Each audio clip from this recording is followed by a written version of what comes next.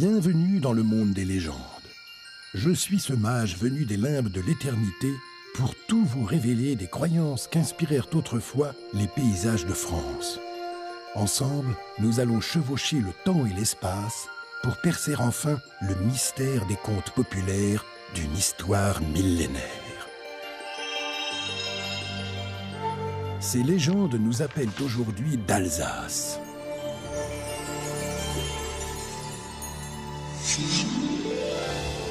Comme emmitouflé dans son manteau de brume, l'imaginaire germanique sommeille au cœur des forêts alsaciennes que l'hiver nébuleux se plaît à recouvrir. Venus de l'autre côté du Rhin, les conquérants alamans y ont apporté leur langue, leurs dieux et leurs croyances. Chaque vallon, montagne, village ou ville de ce pays de l'autre rive semble louer encore cette mythologie peuplée de princes maudits et de bêtes sauvages ou enchantées.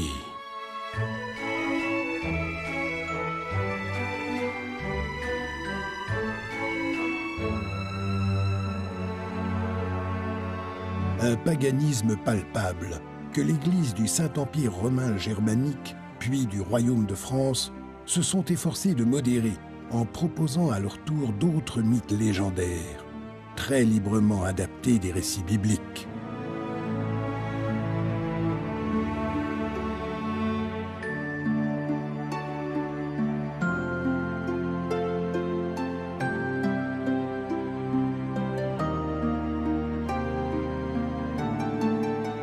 Ce sont toutes ces fables populaires qui cherchèrent à sonder la beauté mystérieuse de cette terre rhénane que nous allons aujourd'hui vous conter.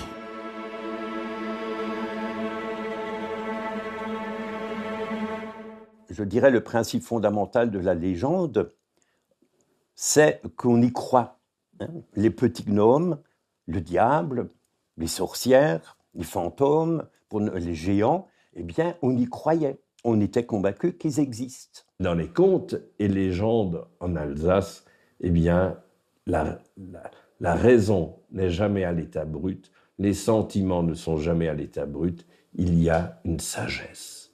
Et une sagesse qui, à mon avis, est totalement véhiculée par le Rhin mystique. Et je pense que c'est la particularité, comme de la mystique rhénane, il y a certainement une légende rhénane. Et l'histoire, avec un grand H, est très présente dans l'imaginaire alsacien. Avant 1870, on était français. De 1870 à 1918, on était allemand. Après, on est passé français. Après la Première Guerre mondiale, de 1939 à 1945, on est de nouveau passé allemand. Et après 1945, on est redevenu français. Sachant que nos attaches sont, on est français, on est français. Ils sont français et tiennent à le revendiquer, même si leurs compatriotes ont parfois un peu de mal à comprendre leur langue. Quand ils clament haut et fort que leur Alsace est belle.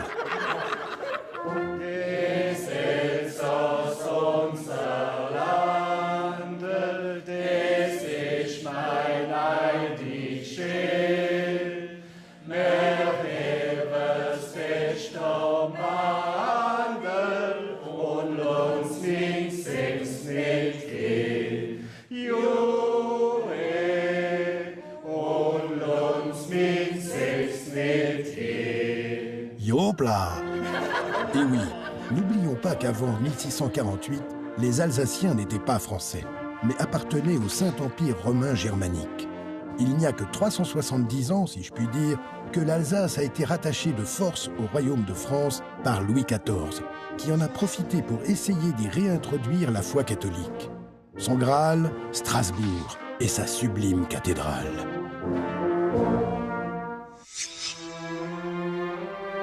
Loin des manoirs gothiques dont les ruines s'effeuillent sous le vent glacé, au-delà des forêts, la flèche de la cathédrale qui veille sur Strasbourg en fit l'édifice le plus haut de la chrétienté jusqu'au XIXe siècle, en même temps que l'expression alsacienne d'une société médiévale où la préoccupation du salut tenait une place essentielle.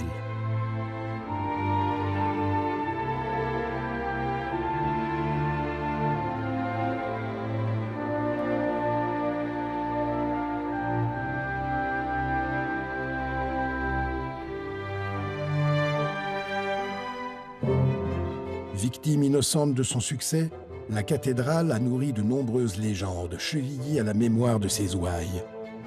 Trônant sur la plaine rhénane et visible jusqu'aux Vosges, elle enveloppe depuis des lustres l'imaginaire alsacien de son histoire.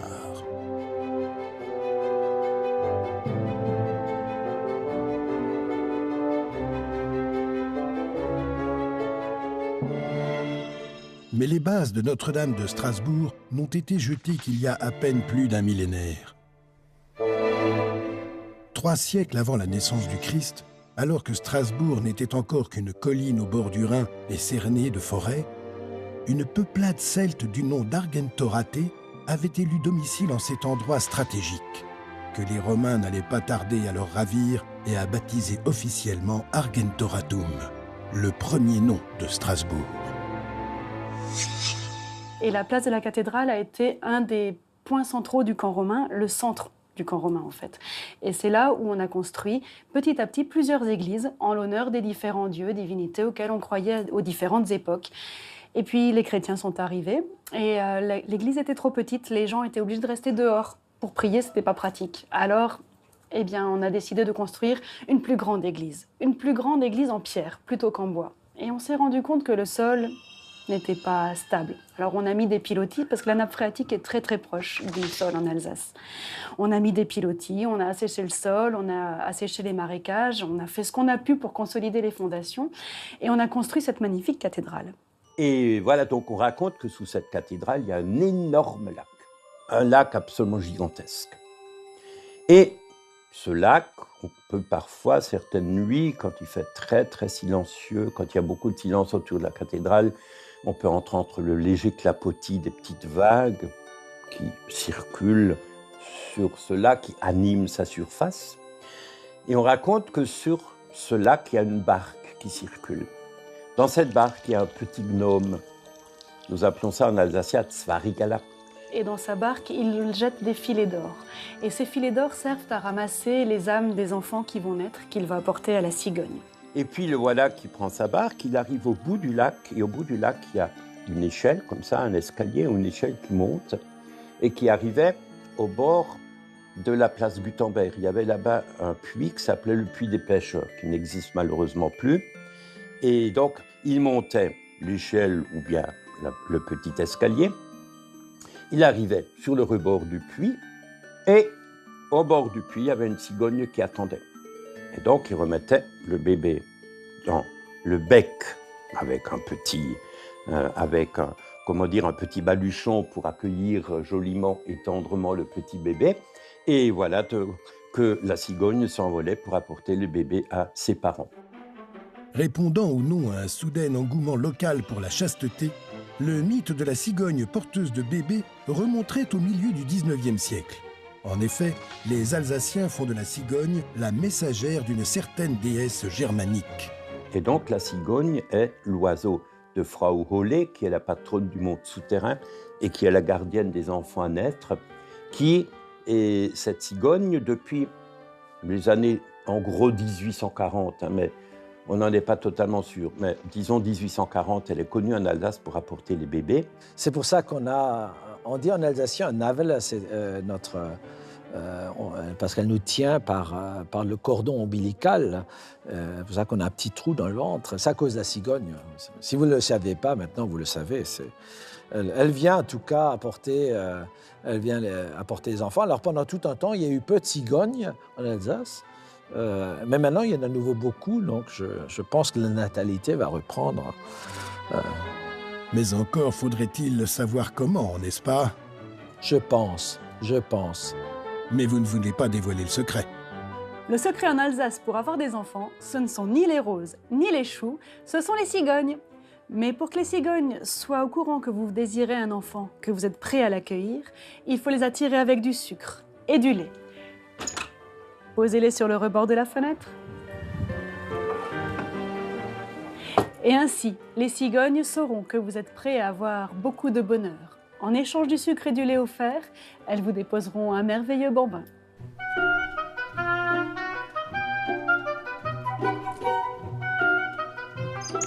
Pendant que les bébés alsaciens sortent des entrailles de Notre-Dame de Strasbourg, le diable en personne, lui, s'affiche sans vergogne sur sa façade, sous les traits d'un tentateur plutôt sémillant.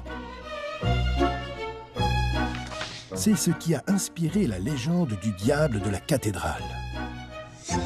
Au-dessus d'un des portails de la cathédrale, il y a un beau jeune homme, un très beau jeune homme, sous des traits magnifiques, et qui tend une pomme de la tentation à une des jeunes vierges de la cathédrale. Il a une couronne de fleurs sur la tête, il porte un magnifique manteau, il est souriant, il est très séduisant. Il s'adresse aux vierges dites folles. Mais dans l'échancrure de son manteau, il y a des crapauds et des serpents. Et c'est à ça qu'on reconnaît le diable, aux serpents et aux crapauds qu'il a dans le dos.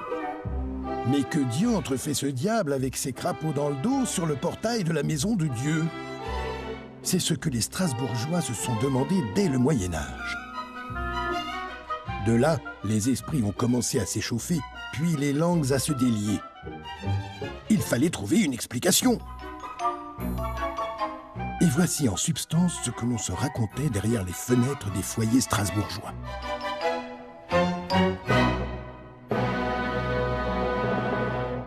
Le diable aime bien se promener dans les rues de Strasbourg. Il aime bien survoler la plaine des Vosges, la plaine d'Alsace. Et un jour, il va voir sa grand-mère. L'une des grand-mères du diable était alsacienne. Et de temps en temps, le diable faisait des visites dans le pays de sa grand-mère, l'Alsace. Il faut encore ajouter à cela, parce que c'est important de le savoir, que le diable y est aussi banquier. Il est le propriétaire de tous les trésors contenus dans la terre.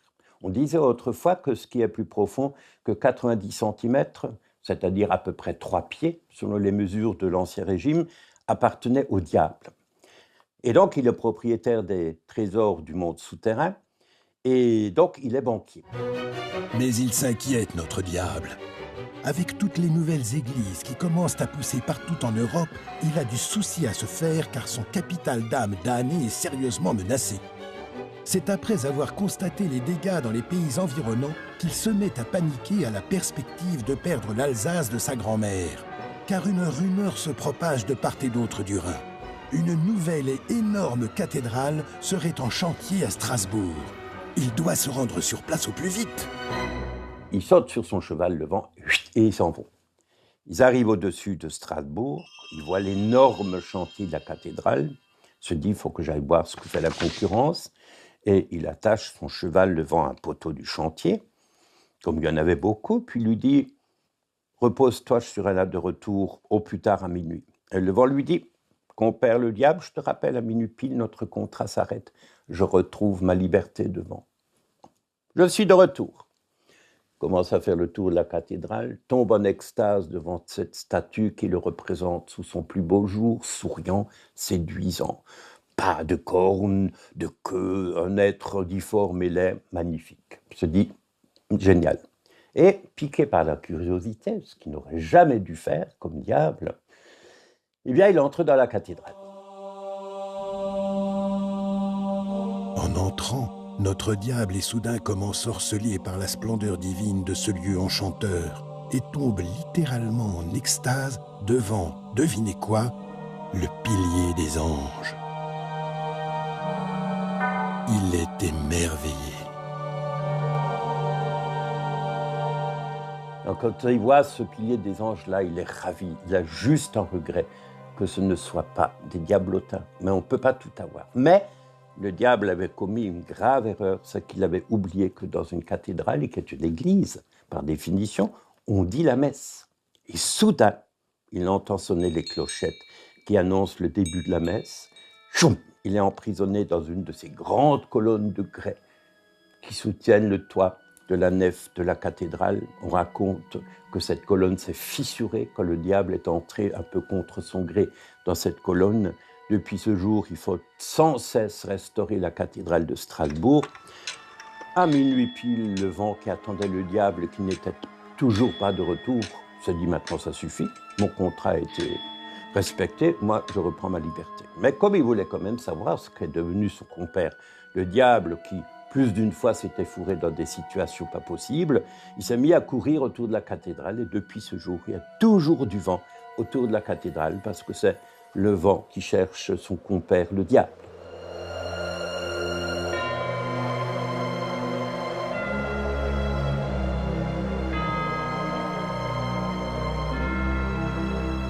Avec le diable est aussi enfermé à l'intérieur de la cathédrale de Strasbourg un étrange personnage, coincé depuis des lustres à son balcon.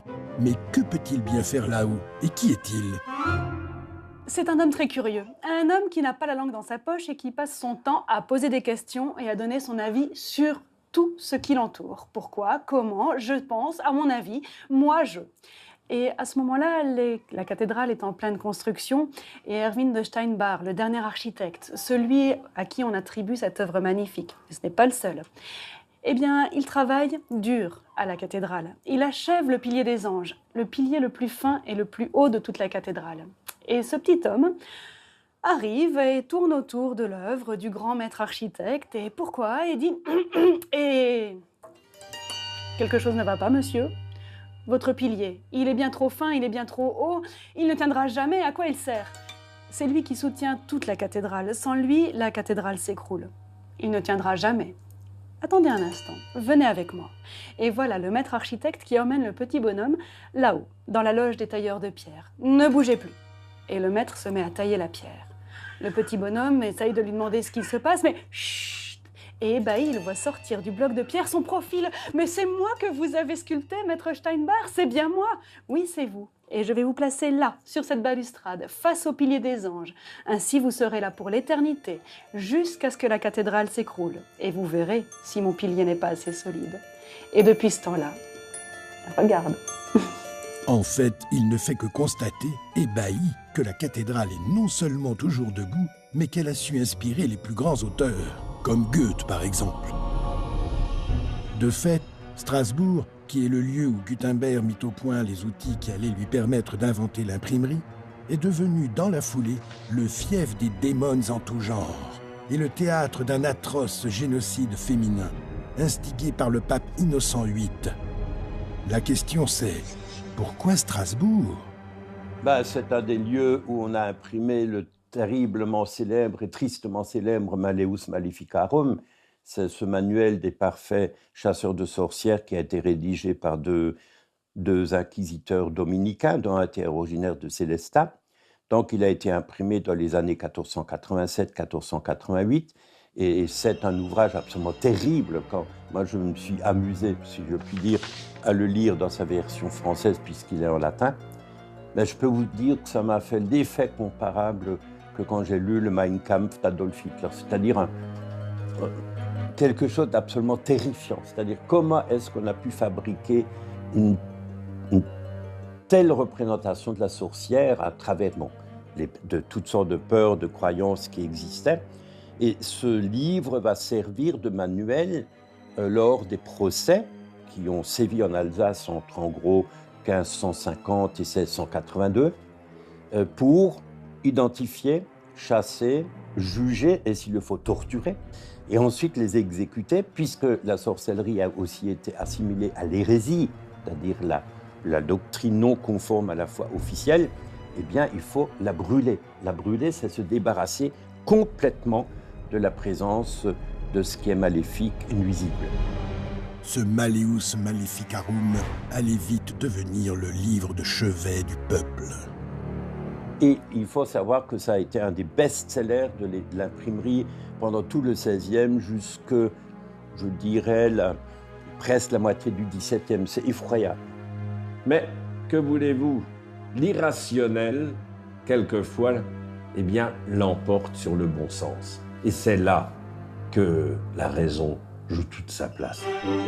Enfin, parallèlement à cette chasse aux sorcières, allait s'épanouir à Strasbourg un tout nouveau culte proposé par un certain Martin Luther, dont les idées se sont tout d'abord propagées au sein de l'église protestante Saint-Pierre le Jeune.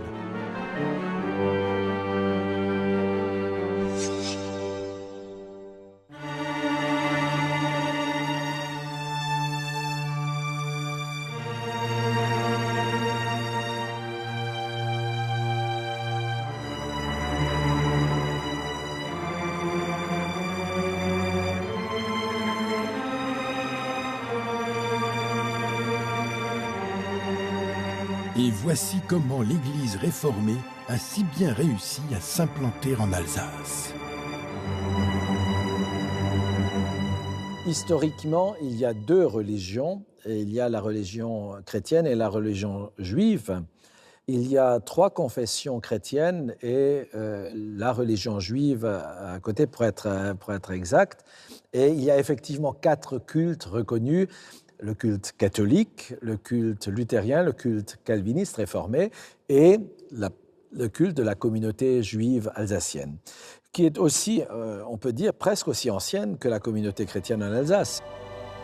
Cette église, fondée par des moines irlandais au XIe siècle, va être un haut lieu de la réforme protestante en Europe. Et ici, à Saint-Pierre-le-Jeune, la réforme est introduite, j'allais dire, avant l'heure, parce que Strasbourg passe à la réforme en 1525.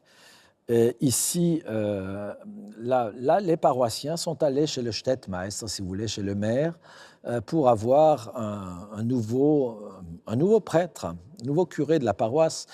Et ce premier prêtre aux idées réformistes, c'est Wolfgang Capiton, dont les prêches inspirés par son ami Luther ont fait un tel succès que la ville a fini par devenir luthérienne. Alors si on voulait rester à Strasbourg, il fallait devenir luthérien. Sinon, il fallait quitter Strasbourg. Mais après cette dernière guerre de religion, Louis XIV, qui a réussi à annexer l'Alsace, tente d'imposer le culte catholique à Strasbourg. Le problème, c'est que tout le monde voulait célébrer son culte en même temps et dans les mêmes églises, chacun de part et d'autre du jubé. Le jubé, c'est quoi? C'est à la fois une séparation du chœur et de la nef. Voilà, ça, c'est le chœur où se mettaient les catholiques. Et de l'autre côté du jubé, qui forme cette sorte de porche, voici la nef, où priaient les luthériens. Mais c'est aussi le lieu où on prêche. Il n'y a pas encore de chaire, hein. La chaire va venir après. Et le jubé tire son nom de la prière diaconale, qui est encore la prière que le diacre adresse au prêtre lorsqu'il lit l'Évangile à sa place. Iube Domine benedicere, veuille Seigneur me bénir. Toujours est-il que ce jubé est devenu un sujet de discorde. Les protestants insistaient sur écouter la parole de Dieu, la chanter. Les catholiques vont insister, il faut voir la messe. Donc, pour voir la messe, il fallait détruire les jubés. Heureusement, dans cette église protestante, comme en Allemagne, le jubé a été sauvé, et donc tous les styles de son histoire préservés. Ce qui lui donne cet aspect si chaleureux et particulier. Ce qui frappe dans cette église, c'est deux choses contradictoires. La première chose, lorsque vous rentrez, vous avez l'impression que rien ne va ensemble. Des styles tellement différents. Et plus vous l'habitez, plus vous goûtez à l'harmonie qui s'en dégage. Et oui, c'est le signe que Saint-Pierre-le-Jeune a su accueillir toutes les croyances de tous les peuples d'Europe, y compris celles païennes que relaient ces légendes alsaciennes. Les traditions légendaires sont souvent plus fortes que les convictions religieuses. Elles transcendent les convictions religieuses. Au lieu de toujours combattre la légende, on a essayé de l'intégrer. Malins ces protestants, car c'était un moyen de rester en empathie avec ce peuple alsacien qui travaillait si dur et adorait se raconter les légendes de ce beau pays après le travail au champ.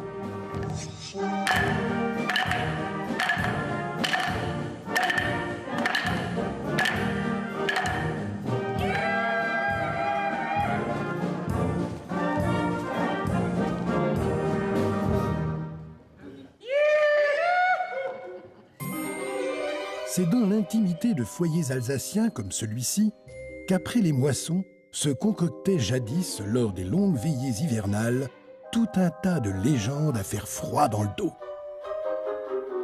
La veillée traditionnelle se déroulait en gros entre le 1er novembre et le 2 février. La période des nuits noires, c'est l'hiver, donc il n'y a pas de travaux à l'extérieur. L'essentiel des activités est tourné vers l'intérieur de la maison. On nourrit le bétail. On se réunit le soir, donc souvent c'était les voisins qui se réunissaient dans un lieu comme celui-ci, qui est absolument magnifique.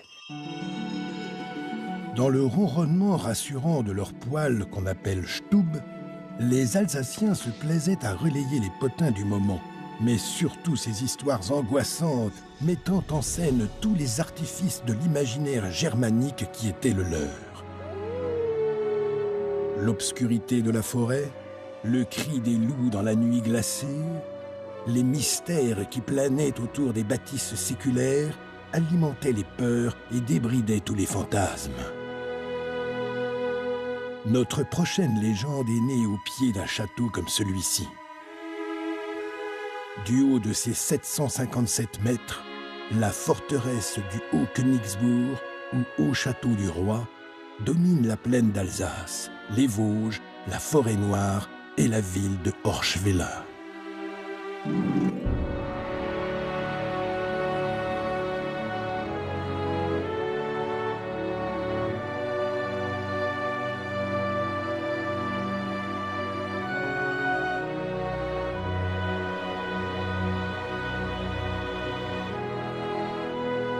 Passer la porte du Haut-Königsbourg, c'est plonger au cœur de l'univers germanique et médiéval du légendaire alsacien. Juché depuis le XIIe siècle sur son promontoire rocheux de grès rose, ce nid d'aigle a été pendant des siècles le témoin de conflits et de rivalités entre seigneurs, rois et empereurs. Pont-levis, salles d'armes, donjons et canons rappellent à chaque instant la vocation de cette forteresse de montagne édifiée par la dynastie impériale germanique des Hohenstaufen. Assiégée, pillée puis détruite alors que la fameuse guerre de 30 ans allait l'offrir avec l'Alsace à la France, elle n'a plus jamais été habitée et a dû attendre de redevenir allemande après la guerre de 70 pour être restaurée. En effet, Guillaume II, héritier des Hohenzollern, s'est attaché à l'ériger dès le début du XXe en symbole de la reconquête de l'Alsace par l'Empire d'Allemagne. Comme en témoigne au plafond cet aigle impérial. Le héros de la légende de Wolf Dietrich est peut-être l'un des ancêtres de Guillaume II. Des seigneurs en Alsace, il y en a eu beaucoup. Il y a qu'à voir le nombre de châteaux qui nous entourent, ici ou là, château du Haut-Königsbourg. Tous les châteaux que le diable aurait rapportés de sa besace. Dans ce qui passait pour l'un des plus beaux châteaux de la région, habitait jadis un seigneur dont l'histoire allait enfiévrer l'imagination de tout un peuple. Et lui, ce seigneur, il a une fille, belle comme le jour. Elle a de longs cheveux, elle a de grands yeux comme un ciel d'été, des joues comme des fleurs, et il décide de la protéger de toutes les convoitises de tous les hommes. Alors pour protéger sa fille, comme dans tous les contes, ce riche seigneur construit une haute tour et l'enferme au sommet. Hildegonde la Belle s'ennuie, et un jour des chasseurs viennent à passer dans la forêt, et elle chante à la fenêtre. Et sa voix attire le beau chasseur qui est là. Il s'appelle Hugues Dietrich. Quand il voit la belle princesse, il monte à la tour, et dans le plus grand secret, les deux tourtereaux s'aiment pendant plus d'1 an. Arrive ce qui devait arriver. Hildegonde met au monde un enfant.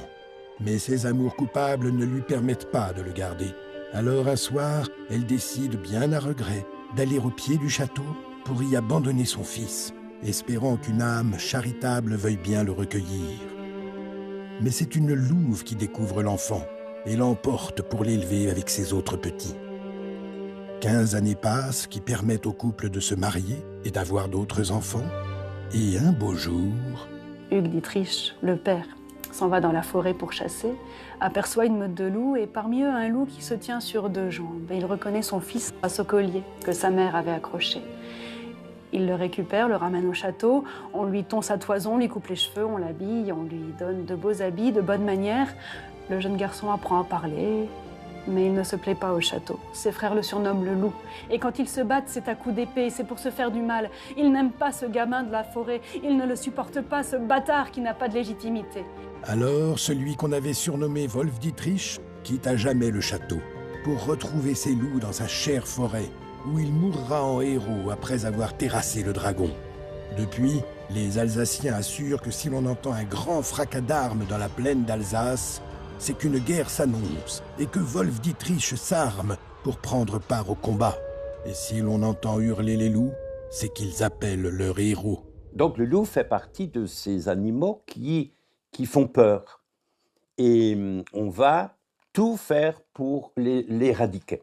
Hein, les loups, les derniers loups disparaissent en Alsace. Maintenant, je n'ai pas la référence exacte en tête, mais disons au tout début du XXe siècle.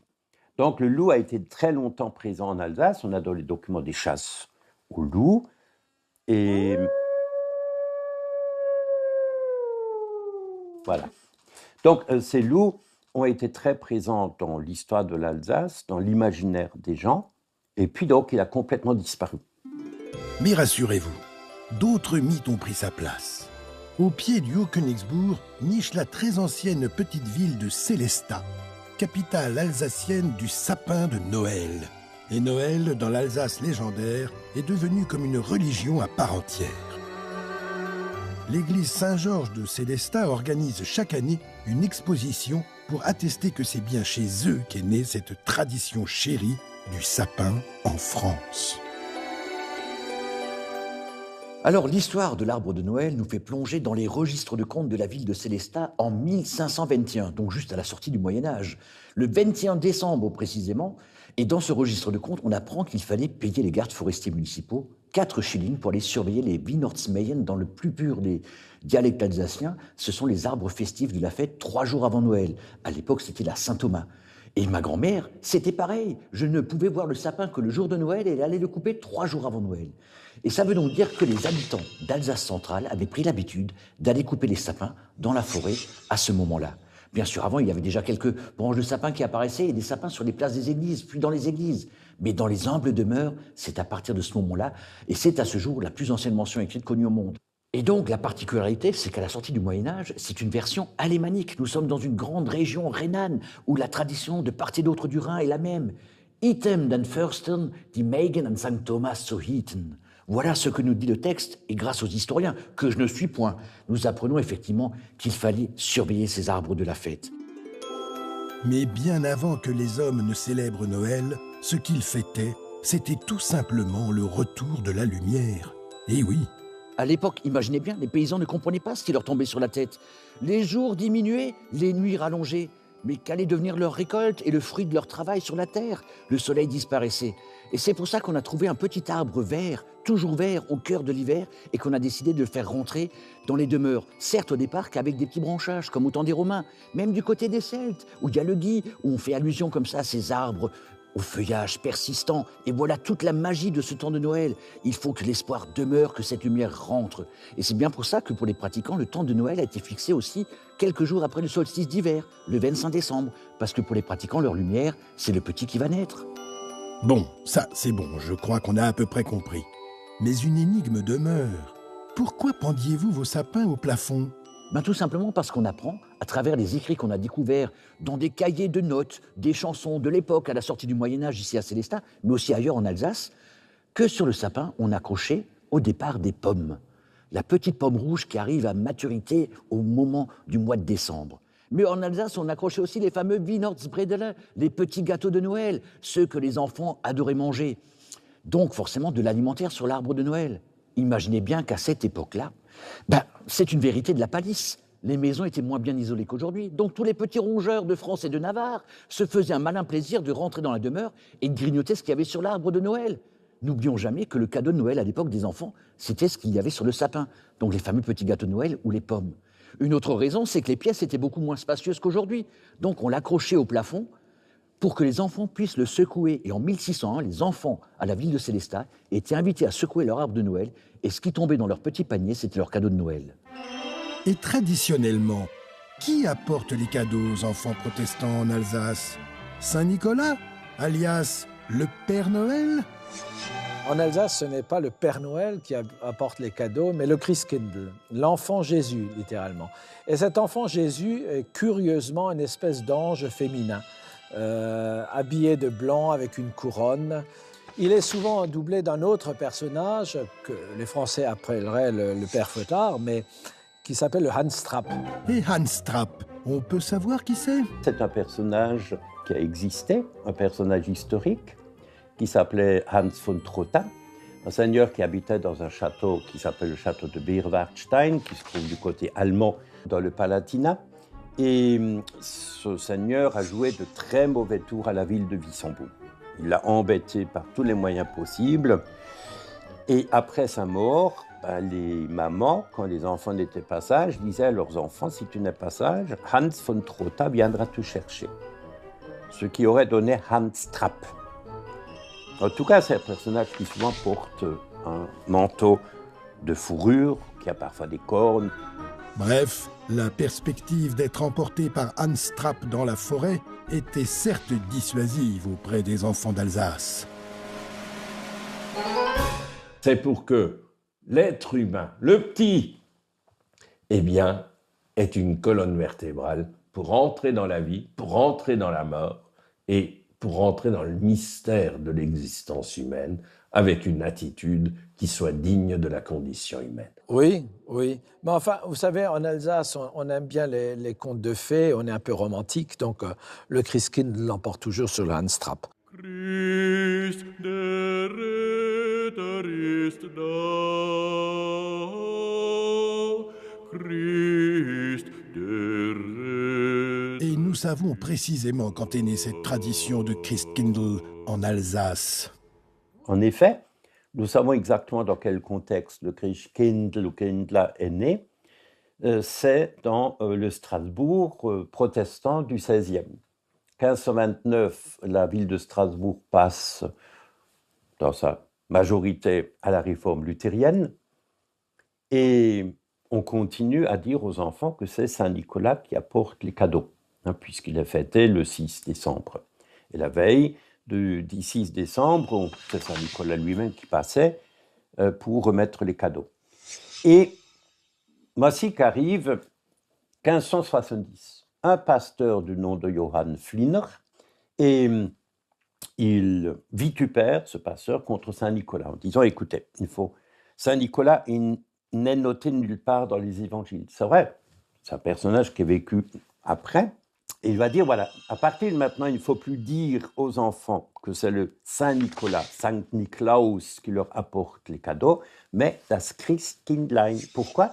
Parce que c'est cet enfant Christ qui est le message central de Noël, ce qui est, sur le plan biblique, tout à fait juste. Et vous savez que les réformateurs, Martin Luther, mais aussi Jean Calvin et d'autres, ont eu ce souci de revenir au texte d'origine, la Bible, rien que la Bible. Pourtant, loin des textes bibliques, une légende entre toutes allait faire battre à l'unisson le cœur des Alsaciens. Celle d'une jeune fille si pieuse et généreuse que le peuple allait en faire son héroïne. Cette princesse s'appelait Odile.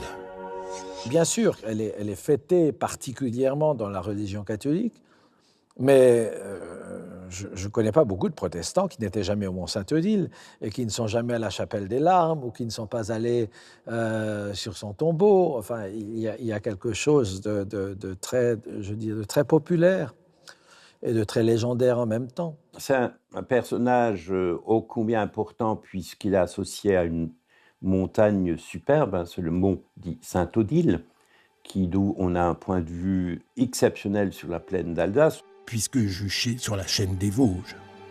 De fait, c'est le lieu magique d'une histoire qui ne l'est pas moins. Voici donc, remontée de l'an 660, notre dernière légende. Il était une fois en ces lieux, au cœur du château de Hohenburg, un terrible seigneur qui venait d'avoir pour premier enfant une fille. Et donc, Odile est née probablement ici même, où Adalric, son père, avait installé le cœur du pouvoir militaire, du pouvoir politique de cette Alsace naissante.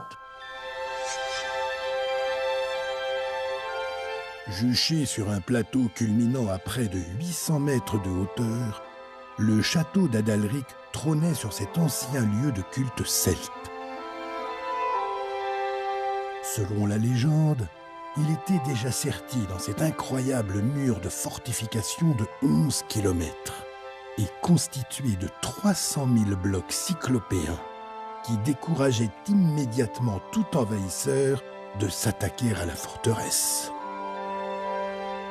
C'est un énorme mur qui est construit avec de grosses pierres qui étaient tenues par des queues d'aronde en bois, dont on voit encore l'emplacement.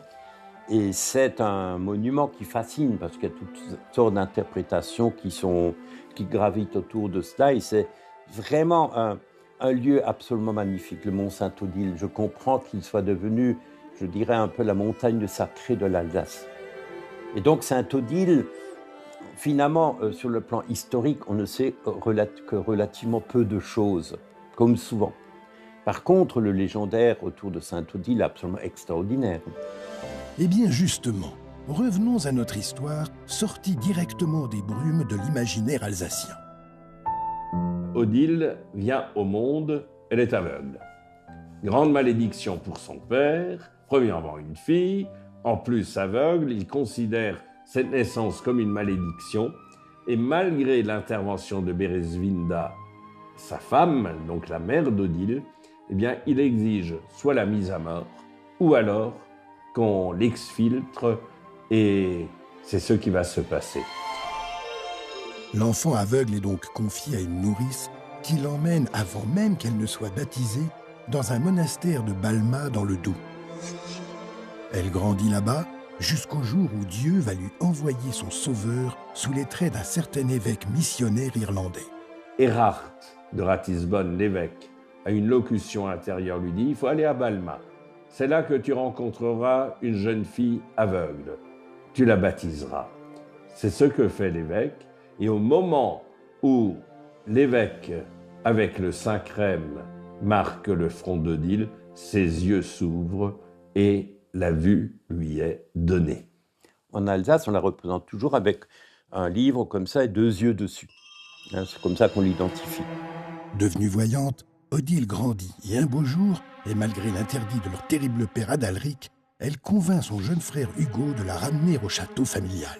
Mais là, Adalric entre dans une rage folle et, d'un coup bien musclé, il assomme son fils et ce coup va le conduire à la mort.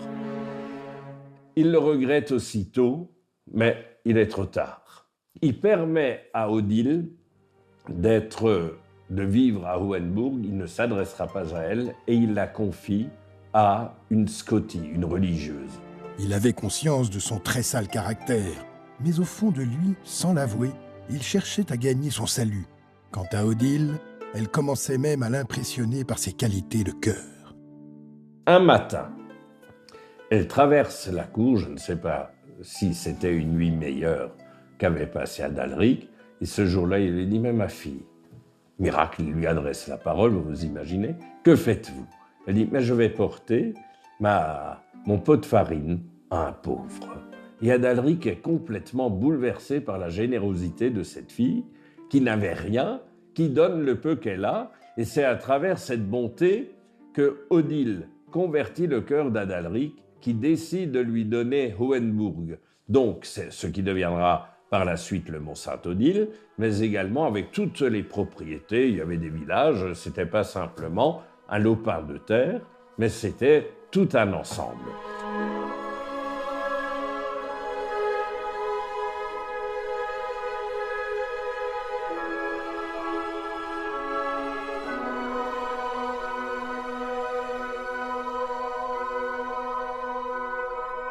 Et donc Odile prend les clés et la direction de toutes ses propriétés. Sa relation avec son père est apaisée, et quand il meurt, elle prie pour libérer son âme. Mais elle ne sera pas seule. Des chanoinesses de Bretagne et d'Écosse ne tardent pas à la rejoindre pour l'aider à prendre soin des invalides de la région. Mais à l'époque, il n'y avait pas ces chemins que nous avons actuellement. Il fallait passer par la forêt, etc. Et les estropiés, les boiteurs, n'arrivant ici, étaient complètement exténués. Que décide Odile de construire un monastère du Bas à Niedermünster, où les eaux foisonnaient, où le climat était bien meilleur qu'ici, sur les hauteurs. Et donc, il y aura un monastère du Bas. Qui est malheureusement aujourd'hui en ruine. Enfin, devant toutes les preuves évidentes du dévouement d'Odile, ses admirateurs de l'époque, de plus en plus nombreux, vont commencer à construire sa légende. Comme elle, s'attachait à leur construire des monastères refuges. Et voilà en substance ce qu'on raconte. Et donc, elle va un jour faire un miracle. Elle rencontre un homme qui a soif, terriblement soif. Et les rochers en grès, ils sont là, il n'y a aucune source qui coule. Et alors, par compassion, par charité, elle va, avec son bâton d'abbesse, elle va frapper le rocher. Il y a une source qui va se mettre à couler. Cette source coule toujours. On raconte que c'est une source miraculeuse qui guérit les maladies des yeux. Et cette eau, on a commencé à la recueillir précieusement, pour plus tard la monter dans cette petite chapelle dite des larmes. Symboliquement, c'est à cet endroit, dans cette cavité, Odile aurait pleuré de toutes ses larmes, et ces larmes auraient creusé cette cavité jusqu'à ce qu'elle ait le sentiment que Adalaric soit libéré. Vous voyez, la légende, c'est le sens qui est fondamental. Ce ne sont pas des histoires des sornettes, mais c'est ce qui nous permet d'entrer dans la vie d'Odile et d'en saisir le sens. L'histoire, la grande histoire est faite des petites histoires, et les petites histoires sont faites des légendes. Et le mot de légende, c'est, on pourrait dire, c'est ce qu'il faut raconter. Et au Moyen-Âge, eh bien, la vérité ne se confondait pas nécessairement avec la réalité historique, mais elle la dépassait. Au point qu'on raconte que la source d'Odile aurait aussi un pouvoir de prémonition. Je vous raconte juste une anecdote qui m'est arrivée. Un jour, j'étais à cette source. J'aime bien, quand je peux passer au Mont-Saint-Odile, je vais toujours à cette source. Et puis, il y avait 2 dames qui étaient en train de remplir des bouteilles, parce que ça se fait, on remplit des bouteilles avec l'eau de la source de Saint-Odile, qui est juste au pied du monastère. Et ces dames discutent. Donc, moi, je suis là, j'écoute un peu par hasard. Puis l'une dit à l'autre, tu sais que cette source, elle annonce l'avenir. Et l'autre dit, ah bon, mais comment ça? Ben écoute, on raconte que chaque fois qu'elle se tarit, ou qu'elle cesse presque de couler, elle annonce un malheur. Et figure-toi que juste avant la Première Guerre mondiale, elle s'est arrêtée de couler, et juste avant le début de la Deuxième Guerre mondiale, elle s'est arrêtée de couler. Donc, cette source, à sa manière, annonce l'avenir. Mais Odile avait-elle prévu le sien? 2 siècles après sa mort, ses admirateurs sont venus de la Roure, puis de l'Europe entière, célébrer son culte sur ce mont sublime, où se réunissent désormais païens et pèlerins de toute confession. Odile est une figure d'une femme européenne, qui est une pontife, n'est-ce pas? Elle a jeté des ponts entre les peuples, et aujourd'hui encore, en Russie ou à Prague ou ailleurs, eh bien, le culte d'Odile est extrêmement vivant.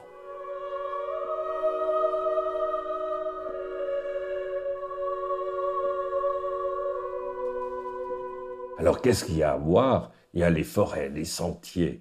Je crois qu'il faut savoir s'imbiber de tout ce patrimoine naturel qui fait du Mont-Saint-Odile une cathédrale cosmique, où le ciel et la terre communiquent dans un échange merveilleux.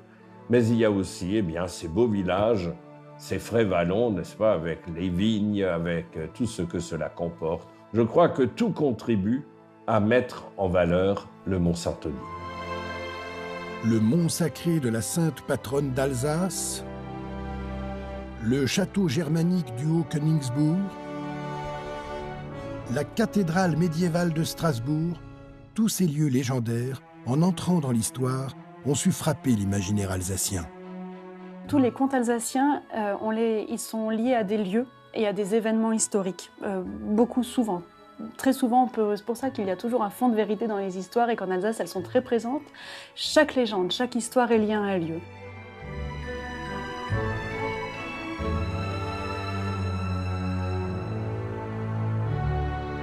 Mais je pense que la particularité de l'Alsace, c'est que sa culture est nourrie à la fois de cet aspect germanique. Je ne dis pas allemand parce que l'Allemagne est une création moderne, mais l'imaginaire, les légendes germaniques, la pensée germanique, le romantisme germanique, la manière d'être germanique. Et il y a aussi quelque chose de l'influence française, en tout cas depuis l'annexion de Strasbourg et de l'Alsace ensuite en 1680-1683. L'Alsace est fille de l'histoire et non de la géographie. Cette Alsace a une histoire très complexe, très mouvementée. Être alsacien, pour moi, c'est être à la fois pétri des 2 cultures, habiter en Alsace et être un fervent d'Europe et un partisan de paix.